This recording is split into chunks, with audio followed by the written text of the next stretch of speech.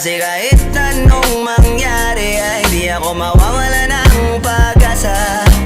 Ayaw kitang pilitin kung di ka pa handa. Sa susunod na lang, sa susunod na lang. Ayaw ko na bibitin, kaya mabuti pang ako'y uuwi na lang. Sa susunod na lang.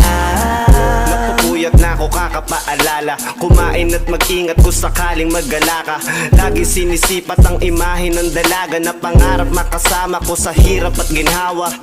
Typical na dahilan ng tagahanga mong hindi naghahanap ng iba kahit na nababatong. Naghihintay sa iyong sagot sa aking mga tinatanong, habang ang pamantayan mo ay pilit kong tinatalon. Kasi alam ko na hindi ka pa handa, may gusto kang makita pa sa akin at madama.